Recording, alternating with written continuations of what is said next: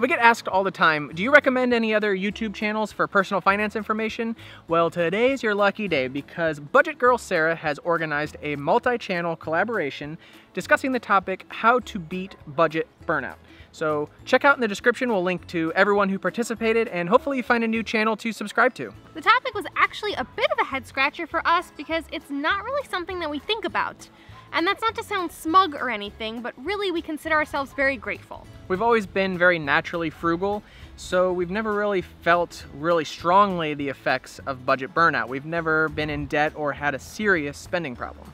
The more we got to thinking about it though, we realized that we really are not without our faults in the budget department. I know we use this one all the time, but we've been complaining to our newsletter subscribers for over a year and a half about our food budget, and we still have yet to conquer it. What right do we have to brag about our budgeting skills if we only highlight the parts that come easy to us? And then it hit me, we're able to save a high percentage of our income because we focus on the things in our budget that are easy for us to keep in control rather than the ones that are the hardest for us. We're able to overspend every month in the food category because we make up for it in areas that we don't really care about. We spend very little on transportation because we don't really care what kind of car we drive as long as it's safe and reliable. It's not a status symbol for us. And we don't spend a lot on clothing. In fact, I get made fun of all the time at work because I wear clothes with rips and holes. You're not wearing anything right now. No, this one's fine. But I just don't feel like going to the shop and ruining good clothes. I'll wear what has paint and rips and holes. We've never really lived in a traditional housing situation per se. There's always some kind of money saving angle or creative solution. So I suppose that is our tip. Let's say that you have a problem with shoe shopping and it's really hard for you to not buy a new pair every month. Maybe you can focus your efforts on areas that don't feel like so much of a sacrifice. Now caution, stop right there, because this is a very slippery slope. As soon as you give yourself permission to splurge in one area, it's easy for that to leak over into other categories of the budget, so you really have to watch out. But what I think we've gotten really good at is taking a step back and looking at the big picture. Are we saving as much every month as we want to be saving?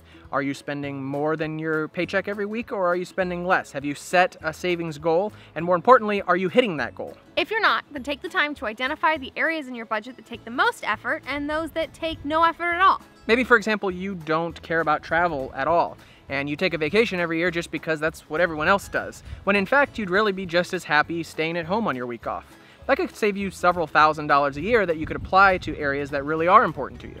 That doesn't mean we're going to be giving up on our food spending though, just because we can afford it. In fact, we got an email not long ago that asked, why don't you just increase your food budget? First, because we know we'd be just as happy eating in and meal prepping as much as we do eating out. I've yo-yo dieted enough in my life to know that we crave what we eat. In fact, in December of 2009, I had a serious Coke addiction. Coca-Cola. And one day I just decided to stop drinking it, and wouldn't you know it, now, 6 years later, I find this stuff disgusting. I couldn't drink it if I wanted to, so it's not a sacrifice at all not to have it.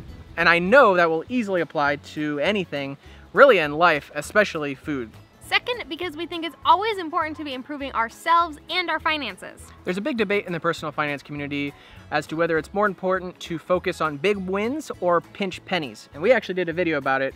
The long and short of it is we think it's important to do both. If you can dramatically decrease your expenses in one category, it gives you a little breathing room to change your habits in another category. Maybe this advice doesn't apply to everyone though. If eating out and a nice house and a fancy car are important to you, then budget burnout is inevitable. As our friend Paula Pant puts it, you can afford anything you want, just not everything you want. But I have a sneaking suspicion that if you look through your budget, some things will stand out as really important to you and other things not so much. Reduce or eliminate the things that aren't important to you, and then hopefully you can beat budget burnout before it actually happens. Thanks for watching, guys. Bye. And don't forget to check out the other finance channels in the description below.